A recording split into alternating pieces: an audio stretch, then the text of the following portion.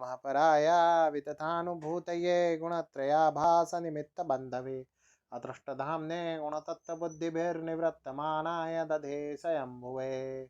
श्रीराम जय राम जय जय राम, श्रीराम जय राम जय जय राम, श्रीराम जय राम जय जय राम, श्रीराम जय राम जय जय राम। राम राम। भगवान शिव की कृपा अपन सभी अनुभव कर ही रहे हैं। इस विषय में मैं जो भी कुछ कहूँ वे सूर्य भगवान प्रकाशित हुए सूर्य भगवान के सामने अगरबत्ती से भी कम आप प्रकाश दिखाओ वैसी बात भगवान की इतनी कृपा अपन लोगों पे है कि मैं क्या कहूँ। किंतु दुखद विषय ये है कि शिव पुराण के नाम पर व्यक्तिगत उपायों और उपचारों का जो मेला लगा हुआ है, कमर्शियल टैक्टिक्स को कथा प्रसंगों में जो इन्वॉल्व किया गया है, बहुत दुखद है। मैं भगवान की कृपा से आज यहाँ शंकर भगवान के कतिपय मनोरम लीलावतार के कथाख्यान भगवान की सेवा में अर्पित करना चाहता हूँ।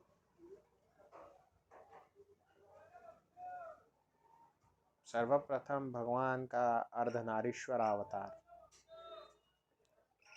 भगवान शिव ने सदैव भगवत भक्तों पे कृपा की है। इधर यहाँ शिव पुराण में किसी शैव कल्प में भगवान शिव और भगवती शक्ति के द्वारा सृष्टि जो है प्रादुर्भूत हुई, सृष्टि की संरचना परिकल्पना आरंभ हुई, ब्रह्मा जी प्रकट हुए। अब जब ब्रह्मा जी प्रकट हुए तो ब्रह्मा जी जो है वो सृष्टि कार्य को आगे नहीं बढ़ा पा रहे थे, विस्तार नहीं दे पा रहे थे। तो ऐसे में भगवान सदाशिव अर्धनारीश्वर अवतार धारण करके ब्रह्मा जी के समक्ष प्रकट हो गए। दोनों पृथक भी हैं और दोनों एक भी हैं। ये स्वरूप इतना मंगलमय है और इसकी कथा इतनी मंगलमय है। ब्रह्मा जी के हृदय में शिव की कृपा से अकस्मात ये बोध हुआ, तत्काल ये बोध हुआ कि सृष्टि को किस प्रकार से आगे बढ़ाई जाए। और फिर उन्होंने जो है पति पत्नी के रूप में जो है स्त्री पुरुषों की रचना करने का इस प्रकार से विचार किया, स्त्रियों की और पुरुषों की रचना की जाए और सृष्टि कार्य को आगे बढ़ाया जाए। बहुत संक्षेप में अर्धनारीश्वर अवतार की कथा ऐसी है। वैसे यदि पूरे संवाद सुनाने लग जाऊं तो बड़ा विस्तार को प्राप्त होती है कथा। ये कथा ऐसी है तो फिर भी एक मंगलमय कथा है और मुझे सुनानी है। ये जो नंदी है ना, ये वास्तव में शिव के अवतार हैं। शिलाद ऋषि बड़े शिव भक्त और ऋषि भी हैं, तो वेदों के जो है साक्षात्कार करने वाले, वेदों के दर्शन करने वाले महापुरुष हैं, महान विभूति हैं शिलाद ने बड़ी भारी तपश्चर्या की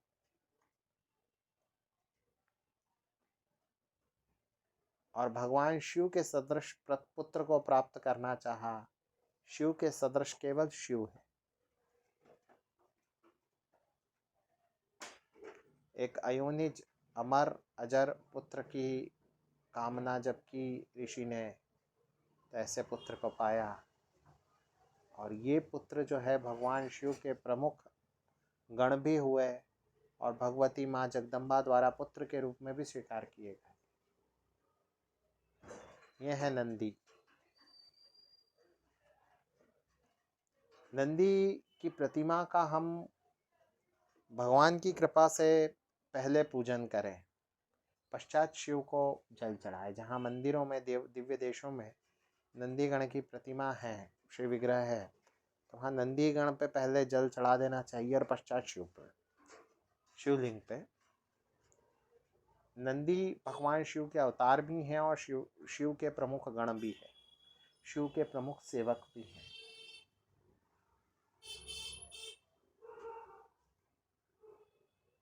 अवतारी और अवतार एक साथ लीला करते हैं, ये वैशिष्ट्य और वैचित्र जो है शिव लीला में मिलता है कि वहीं शिव के अवतार भी हैं और वहीं शिव भी हैं।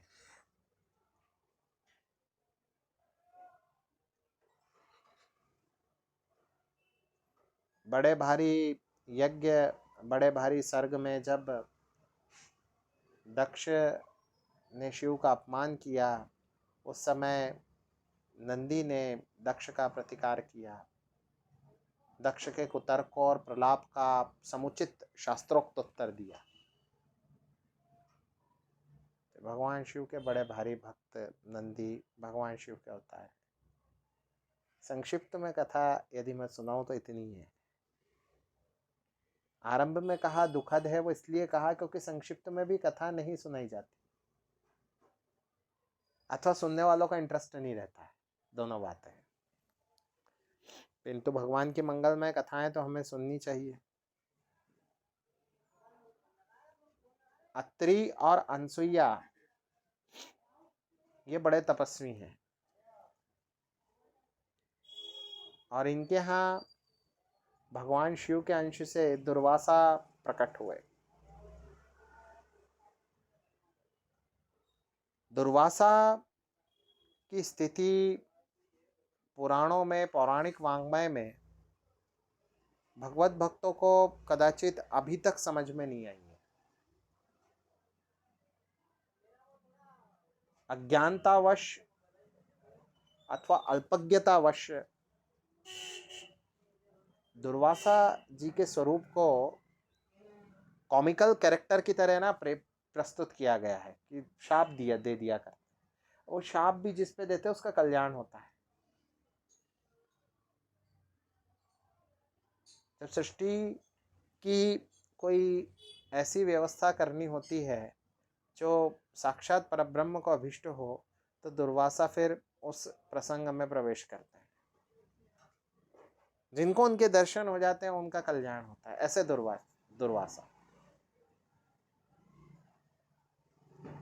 जिन पे अनुग्रह करते हैं उनको शाप दिया करते हैं। कुंती को वरदान देकर के और देवताओं के अंशों से पुत्र उत्पन्न कराए, किंतु वहीं पांडवों पर कृपा करी, उन्हें वन में श्री कृष्ण के दर्शन कराए। वन में जब दुर्योधन ने दुष्चक्र रचा, तब आपने श्री कृष्ण का महात्म्य प्रकट किया। जैसे हनुमान जी महाराज अपने हनुमदावतार में सदैव भगवान श्री राम का महात्म्य प्रकट करते रहे। ये कुछ शताब्दियों से तुलसी बाबा के द्वारा हम भगवत भक्तों पर जो है असीम अनुकंपा हुई कि हनुमान जी महाराज का जो है चरित्र और निखार के उन्होंने सबके सामने, भगवत भक्तों के सामने प्रकट किया। वन में जब पांडवों से मिलने दुर्वासा जी गए, कहा जी हम भोजन करेंगे। भोजन तो शेष था नहीं, कोई भोजन की व्यवस्था नहीं थी। शायद युधिष्ठिर के साथ बहुत से ब्राह्मण गए थे, हजारों हजार ब्राह्मण वनगमन किए थे युधिष्ठिर के साथ। इंद्रप्रस्थ के सारे ब्राह्मण चल दिए थे कि नहीं हम तो यहाँ नहीं रहना, अब ये रहने योग्य क्षेत्र नहीं रहेगा, रहेंगे तो युधिष्ठिर के साथ रहेंगे। तो वन में अकेले 5 नहीं रह रहे थे। जो काम्यक वन में पांडवों की स्थिति महाभारत में, महाभारत की भी कथा सुनाऊंगा मैं यहाँ पे, तो जो स्थिति थी ना वो समझने की आवश्यकता है अपन लोगों को। और वो इसलिए समझने की आवश्यकता है, सीरियल में क्या दिखाया गया, 5 पांडव रह रहे ऐसे बताया ना, वहां बड़ा भारी समुदाय रह रहा है। अब उन सबको भोजन करा के फिर महाराज युधिष्ठिर करते हैं। अब यह महाराज युधिष्ठिर ने कर लिया, द्रौपदी ने कर लिया, भोजन नहीं बचा। अब दुर्वासा जी आए, तो दुर्वासा जी ने कोई ऐसी आकांक्षा नहीं की थी उस समय, ऐसी कोई कोई कोई किसी प्रकार का फोर्स डालना या किसी प्रकार का कोई दुराचरण या अनैतिक आचरण नहीं किया था कि वन में रहने वालों से 10,000 शिष्यों के भोजन की परिकल्पना कैसे की जा सकती है, कि जो वन में है कोई संपत्ति पास नहीं है, कोई अन्न पास में नहीं, वन में कोई अन्न नहीं मिलता। लेकिन वहां जो सूर्य भगवान की जो बटलोई थी, तो वो बटलोई भी कोई छोटी नहीं थी, अच्छी खासी थी, और उससे जो अन्न प्राप्त होता था वो अच्छा प्रचुर मात्रा में प्राप्त होता था। जैसे कि नंदिनी गौ से वशिष्ठ को प्राप्त होता था ना, वैसा अन्न प्राप्त होता था। तो बड़ा आनंद दिया था भगवान ने, सूर्य भगवान ने इधर अन्न का। और दुर्वासा जी ने ये भगवान का महात्म्य प्रकट किया कि देखो कि जहां जहां वरदान का प्रश्न है, बटलोई का प्रश्न है, तो केवल बटलोई नहीं, केवल वो वो पात्र नहीं, जिस पात्र को अक्षय पात्र कहा जाता है, सूर्य भगवान ने दिया हुआ अक्षय पात्र है, केवल वो अक्षय पात्र नहीं, यदि भगवान की कृपा है जिसपे, तो भगवान स्वयं अक्षय पात्र है।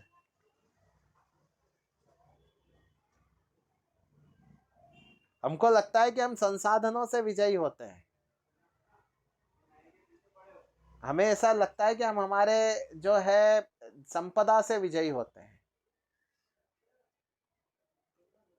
हम सुविधाओं से विजयी होते हैं, ऐसा लगता है, किंतु ऐसा नहीं होता है। भगवान की कृपा से विजयी होते हैं, भगवान विजयी कराते हैं। तो यहाँ भगवान ने कुछ नहीं होने पर भी पूरी स्थिति को सुगम बना दिया। यहीं से स्पष्ट हो गया कि जिसपे कृपा भगवान की है वो तो सब कुछ कर सकता है। इस कृपा पे 100 जन्म बलिहारी जाए, क्या बात है। भगवान द्रौपदी के पास में आकर के जो है अन्न का एक दाना जो है ग्रहण करते हैं, भगवान का एक दाना अन्न, क्या बात है। तो दुर्वासावतार जो है भगवान शिव का। दधीची भगवान के बड़े भारी भक्त हैं, बड़े भारी शिव भक्त हैं दधीची। दधीची बड़े भारी शिव भक्त हैं। आपकी पत्नी सुवर्चा बड़ी भारी शिव भक्तिन है। आपने तपश्चर्या पूर्वक शिव को प्रसन्न किया और पिप्पलाद को शिव के अवतार के रूप में प्राप्त किया। जब सुवर्चा सती होने जा रही थी, दधीची ने अस्थियों का दान दे दिया। तो उस समय आपको एक ऐसी सुंदर भगवत प्रेरणा हुई कि नहीं, अभी ठहरो, अभी यहाँ शिव का अवतार आपके गर्भ में है। और फिर अवतार को जन्म देने के उपरांत पति के धाम को गए। पिप्पलाद भी शिव के अवतार है। मैं प्रसंग इसलिए सुना रहा हूं क्योंकि ये विस्तार से है और इनको निखर करके कथाओं में सुनाए जाने चाहिए। जब शिव कथा हो तो इनको बिल्कुल निखार करके सुनाना चाहिए। ये दायित्व है किसी वक्ता का, कोई भी कथा प्रवक्ता हो उसको निखार के इन्हें सुनाना चाहिए। और उस समय स्वयं का, स्वयं के अस्तित्व का, स्वयं के व्यक्तित्व का, साथ ही साथ सामने जो श्रोतागण बैठे हैं उनके अस्तित्व और व्यक्तित्व का बिल्कुल ध्यान नहीं रखना चाहिए, कोई भी हो, कैसे भी हो। तो पिप्पलाद के रूप में यहाँ भगवान शिव का जो है एक सुंदर अवतार हुआ। पिप्पलाद भी शिव का अवतार है, जैसे राम कृष्ण इत्यादि नारायण के अवतार हैं। काशी के कोतवाल काल भैरव, भैरव के रूप में शिव का अवतार हुआ।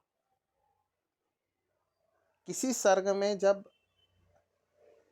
भगवान शिव को उनकी महिमा को नहीं समझा जा रहा था, तो उनकी महिमा को समझाने के लिए काल भैरव प्रकट हुए।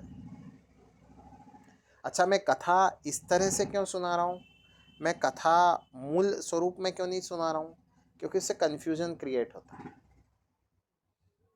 और अपना कैंकर यह है कि भगवत भक्ति का प्रसार करें।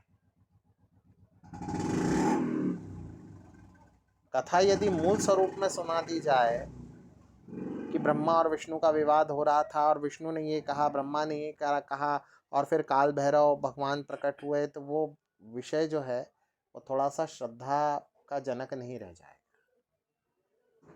जैसे दुर्वासा जी का जो चरित्र है, उस चरित्र को अभी थोड़ी देर पहले हमने कहा कि कॉमिकल कैरेक्टर के रूप में दिखाया जाता है। अम्बरीश के चरित्र में भी दुर्वासा जो है उनको बड़े खलन पात्र के रूप में दिखाया जाता है। तो ऐसा तो नहीं है वे भागे भागे गए, शरण ली देवताओं की, फिर अम्बरीश के पास आए, ऐसा नहीं है। ये भक्त की भक्ति के प्राकट्य का आपने एक उपक्रम किया, एक उद्योग किया। जैसे हनुमान जी महाराज को इंद्रजीत ने बांध लिया तो इंद्रजीत कथमपि उनसे बलवान नहीं हो गए। इंद्रजीत था, हनुमान जी महाराज हनुमान जी थे। ये समझने की बात है, छोटी छोटी बात है। और कई बार कथाओं में प्रसंग सुनाते समय समझने की बातें भी की जाए।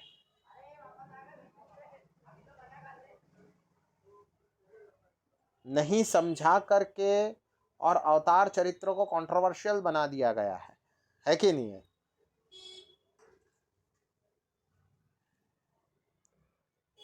यहाँ भगवान का विजयेश्वरावतार बहुत प्रसिद्ध है। राजा भद्रायु एवं आपकी पत्नी कीर्ति मालिनी जब वन में विहार कर रहे थे, उस समय एक ब्राह्मण वन में अपनी पत्नी के साथ भागा भागा आ रहा था, पीछे एक व्याघ्र पड़ा हुआ था। भद्रायु बड़े शिव भक्त हैं, उनकी पत्नी बड़ी शिव भक्तिन है। पीछे जो है देखा तो एक ब्राह्मण देवता अपनी पत्नी के साथ दौड़ लगा रहे हैं, बाघ पीछे पड़ा हुआ है। ब्राह्मण ने कहा, ये जो बाघ है इससे हमारी रक्षा करो। राजा ने धनुष उठाया, पर राजा के कोई शस्त्र काम नहीं किए और बाघ ब्राह्मण की पत्नी को उठा कर ले गया।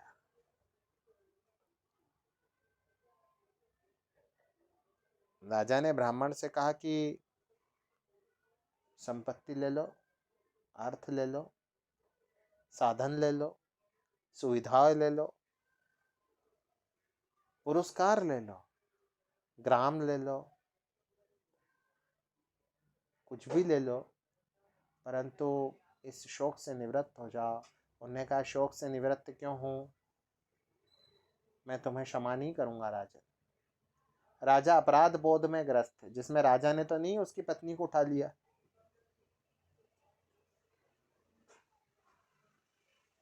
आज के अगर सिद्धांत के अनुसार देखे, प्रैक्टिकली देखे, तो हो गया, क्या कर सकते हैं। किंतु यह राजा अपराध बोध से ग्रस्त है और ब्राह्मण हावी हैं। जैसे ब्राह्मण की पत्नी का हरण राजा ने कर लिया।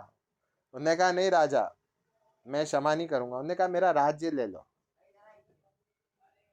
सबसे ऊपर मेरा राज्य ले लो, मुझे राज्य का मोह नहीं है, शिव की भक्ति करूंगा यहीं वन में बैठ के, तुम राजा बन जाओ। उन्होंने कहा, पत्नी होती तो राज्य भी ले लेता, तो राज्य भी नहीं लूंगा।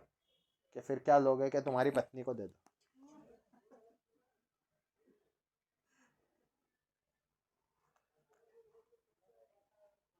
राजा ने बात मान करके, बहुत राजा की विचार हुआ और राजा ने स्वयं को अग्नि में समर्पित करने का निश्चय किया। और जो अग्नि में समर्पित होना चाहते थे, तभी वहाँ साक्षात महादेव प्रकट हो गए। उन्होंने कहा, ये शिव लीला है अथवा शिव लीला रही है। यहाँ ये प्रश्न होता है कि राजा की पत्नी को यदि ब्राह्मण ग्रहण करेगा तो ये विषय सर्वथा अशास्त्रोक्त अथवा अधर्म नहीं हो जाएगा? एक की पत्नी का दूसरा ग्रहण करे, इसमें बिल्कुल बुद्धि को हमको लगाना नहीं चाहिए, दिमाग नहीं लगाना चाहिए। क्योंकि किसी कल्प के किसी मनवंतर में व्यवस्थाएं भगवान ने इस प्रकार की प्रकट की हो तो हमको नहीं पता। अथवा नौकरानी के रूप में भी राजा जो है अपनी पत्नी को उसे प्रदान कर रहा हो, और किसी युग में ऐसी व्यवस्था हो, तो हम लोग उसमें कुछ नहीं कर सकते। इसलिए हाथ जोड़ के पीछे हटना उचित है ऐसे विषयों में, तर्कवाद में नहीं फंसना। अमृत मंथन के उपरांत देवताओं में अहंकार उत्पन्न हुआ। उस समय शिव ने यतिनाथ के रूप में अवतार लिया। यक्ष के रूप में अवतार लेकर भगवान शिव ने और यक्ष स्वरूप धारण किया। देवताओं से संबोधन करते हुए कहा कि ये एक तिनका है, इसको उठा के बताओ। तुमने तो ये पूरा उद्योग नहीं किया है, तो कोई और महाशक्ति है, इस तिनके को हटा के बताओ। देवता तिनके को नहीं हटा सके, न अग्नि हटा सके, न वायु हटा सके, न इंद्र भी। इतने में कुछ समझ पाते कि हृदय लज्जित हो गया और भगवान शिव प्रकट हो गए। भगवान शिव की लीला थी ये, भगवान शिव का यक्षावतार। एक भगवान का अवतार बड़ा प्रसिद्ध है, यतिनाथ के रूप में होता। एक बड़े शिव भक्त भील और भीलनी थे। भील का नाम था आहुक, पत्नी का नाम था आहुका।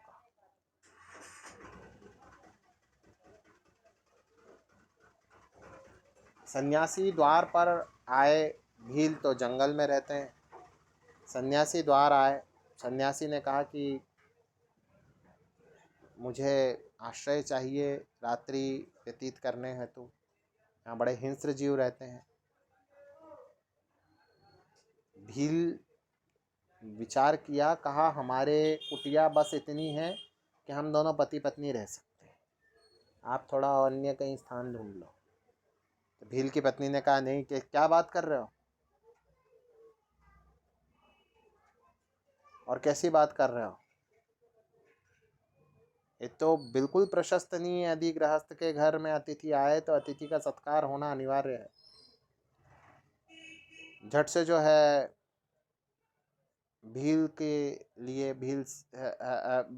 यति के लिए भील से प्रार्थना की। अब भील जो है वो वैसे समय में कहते हैं कि अब व्यवस्था कैसे होगी। भीलनी ने कहा मैं बाहर रुकती हूँ, आप और सन्यासी अंदर सो। भील ने कहा कि स्त्री जाति को बाहर रुकाना तो ठीक नहीं है, तो मैं बाहर रुकता हूँ, सन्यासी और मेरी पत्नी अंदर सो। अब रात्रि को भील को हिंस्र जंतु खा जाते हैं।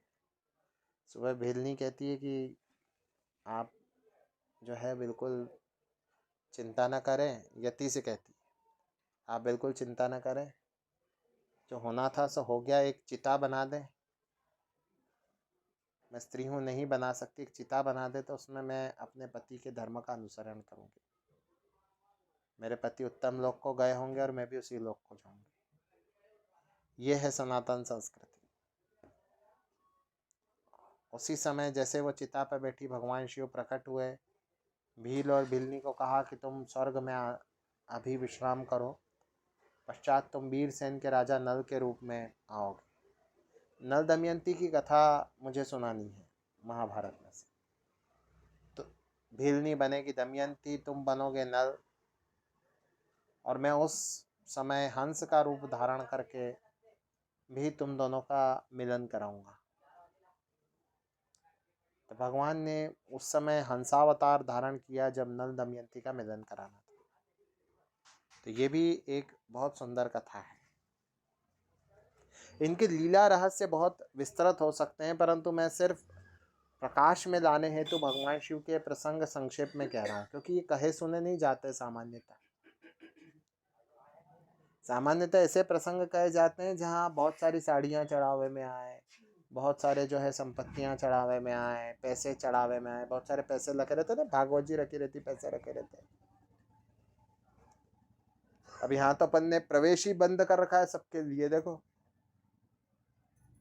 दरवाजा छोड़िए, खिड़की भी है, खिड़कियां भी बंद कर रखी।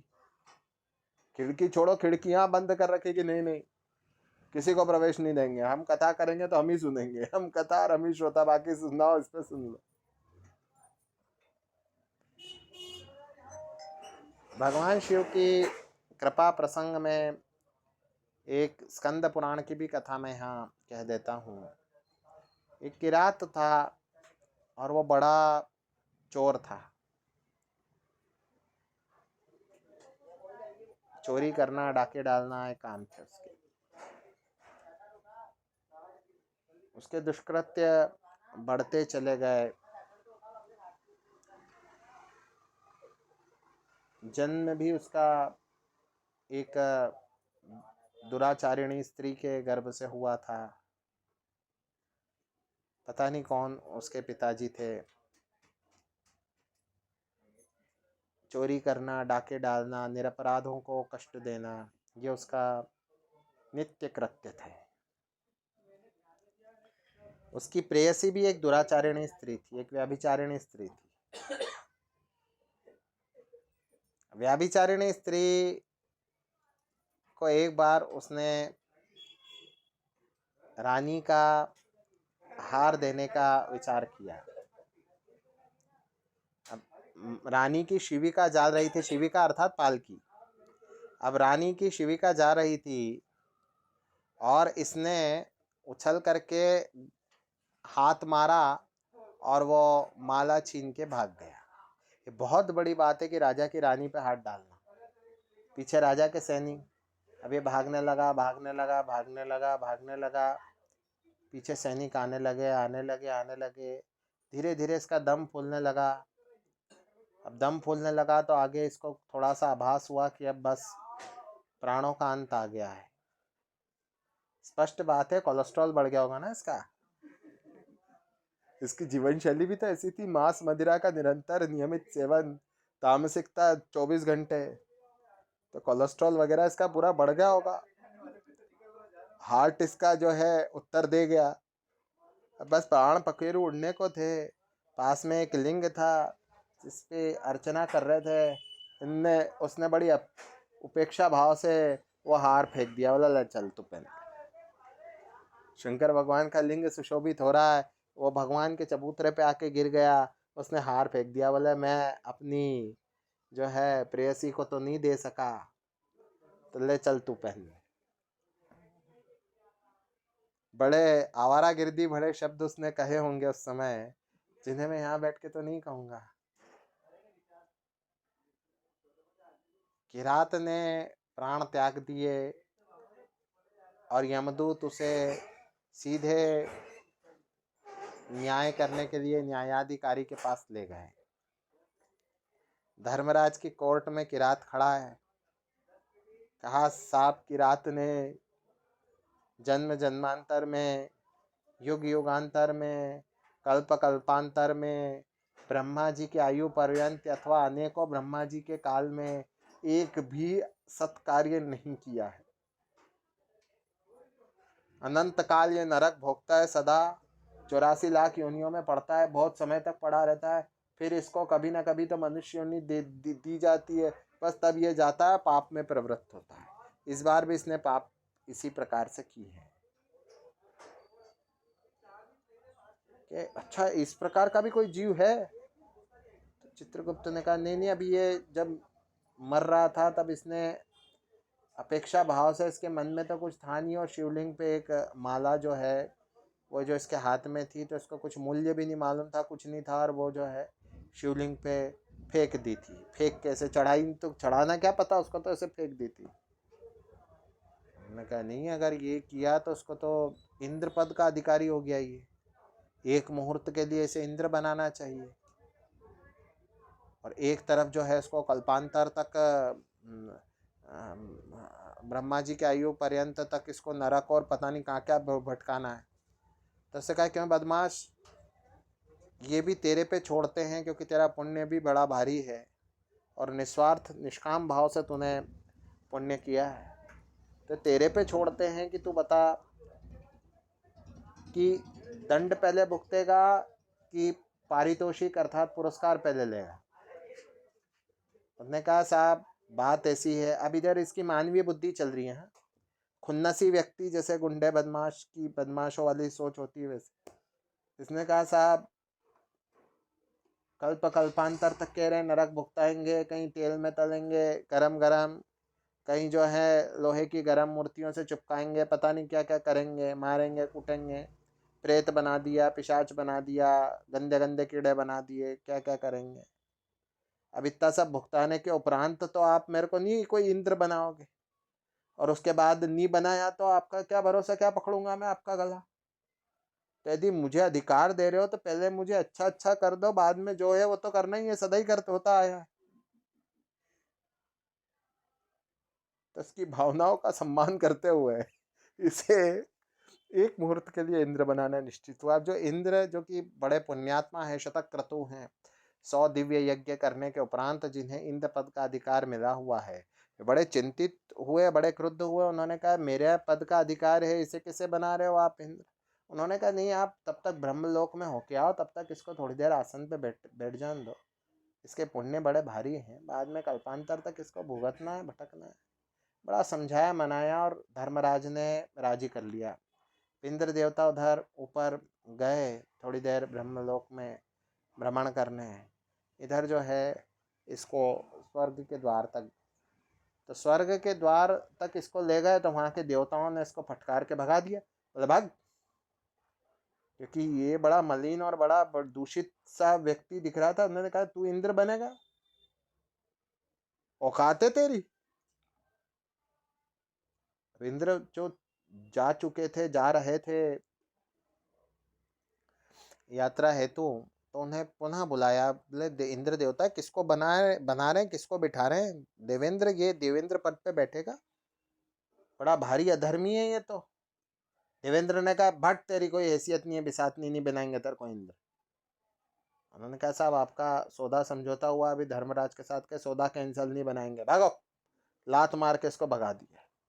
फिर धर्मराज ने बात की, इस तरह से चर्चाओं के कई दौर चले, उसके उपरांत राजी हुआ कि नहीं नहीं चलो बिठाई देते हैं इसको एक। आखिर शिव के नाम निष्काम उसने कर्म किया था, सीधा सीधा शंकर भगवान से अड़ने वाली बात थी ये तो बिठा देते हैं। ये व्यक्ति बड़ा खुन्नसी, एक मुहूर्त के लिए ये पावर में आया, पहली बार पावर में आया, इसके पहले तो पावर क्या है इसको पता ही नहीं, सदा ही भगता रहा था, इसको मारने भगते सब और ये भगता, और कभी कभी रातों में ये लोगों की हत्याएं कर दिया करता था, खून कर दिया करता था, सबको प्रताड़ित करता था, सब इसके कारण पीड़ित रहते थे।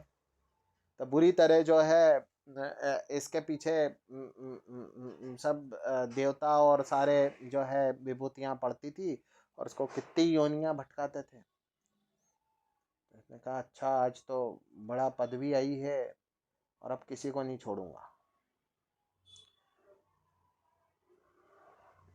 उसने कहा इंद्र देवता जो ऊपर जा रहे थे, कहे आज तेरे को कंगाल बना के छोड़ूंगा।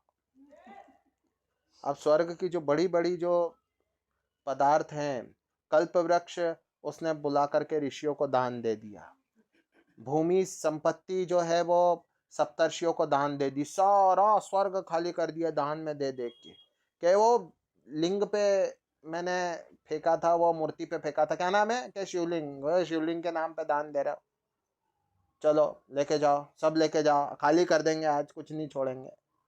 पूरा खाली कर दिया क्या बस अब आओ। और इधर इंद्र ने जैसा देखा वो नीचे की ये सब पूरा खाली कर दिया, तो दांत पीसने लगे वो। अब जैसे ही हुआ एक मुहूर्त पूरा का, एक मुहूर्त हुआ, 48 मिनट पूरे हुए कि इसको अब तो नरक में ले जाएंगे, यमदूत बाहर खड़े हुए। यमदूत बाहर ही खड़े थे कि इसने एक मुहूर्त अंदर रहना, बाकी तो इसको फिर लेके जाएंगे मारते कूटते, तो बाहर खड़े हैं। इतने में जो है इसको ले जाने लगे, तो भगवान शिव के दूतों ने आके यमदूतों को भगा दिया कि नहीं जाओ, तुम्हारे स्वामी से पूछ के आओ। तो धर्मराज भी बड़े विस्मित थे, उन्होंने कहा अब तो इसको कभी भी नरक में नहीं डाला जा सकता। कि क्यों, कि जी शंकर भगवान के नाम पे जो एक फटा चिंदा भी दान दे दे तो शंकर भगवान उसको अक्षय जो है फल प्रदान करते हैं, इसने तो स्वर्ग का दान दे दिया। तो अब भगवान जो है शिव इसके नियामक है, शिव ने उसे अपनी भक्ति प्रदान की, पवित्रता प्रदान की, भगवान नारायण तभी प्रकट हो गए। उन्होंने कहा शिव के नाम से सबको दान दिया, मुझे नहीं दिया। भगवान शिव के नाम पे यदि दान दिया जाए तो मैं अधिकारी हूँ दान प्राप्त करने। तो जो तूने सबको दान दिया वो दान प्राप्त करने मैं आऊँगा। और स्वर्ग को फिर से अपनी कृपा से यथावत बना दिया कि देवेंद्र तुम भी जो है किसी प्रकार अभावग्रस्त नहीं रहोगे। ब्रह्मलोक से वापस आ गए और सब कुछ वैसा का वैसे ही था। और कहा ये जो भगवत भक्त है इसको विरोचन की पत्नी के गर्भ से जन्म लेना है। इसका नाम होगा बलि और ये वास्तव में बलि होगा। 100 दिव्य यज्ञ करेगा, ये इंद्रपद का अधिकार प्राप्त करेगा। किंतु मैं उससे ये अधिकार दान में मांग लूंगा, उससे उसकी जीती हुई भूमि दान में मांग लूंगा, उसके अन्यत्र लोक में दान में मांग लूंगा। और ये सब दान प्राप्त करके और जो है इसे निज भक्ति प्रदान कर दूंगा। भगवान ने ही तो पूरे लोकों की रचना की है, भगवान में ही तो है ये सब, भगवान में ही तो जो है स्थित है, भगवान में ही तो तिष्ठ है। यदि भगवत प्राप्ति हो जाए तो ये सब तो मिथ्या है ही है। बलि ने इन सब का दान दे दिया भगवान को प्राप्त करने हेतु, और भगवान ने अपनी निश्चल भक्ति उसे प्रदान की। शिव के नाम पर दिए दान के कारण बलि का यश आज भी अमर है। सुतल लोक में आज भी उनका शासन है, आज भी। आज भगवान शिव की कृपा के इतने प्रसंग उन्हीं की कृपा से अपन ने भगवद अर्पित किए, भक्तों के सेवा में समर्पित किए। कल भगवान की कृपा होगी तो नए प्रसंग लेकर के। श्री कृष्ण गोविंद हरे मुरारी, हे नाथ नारायण वासुदेव। श्री कृष्ण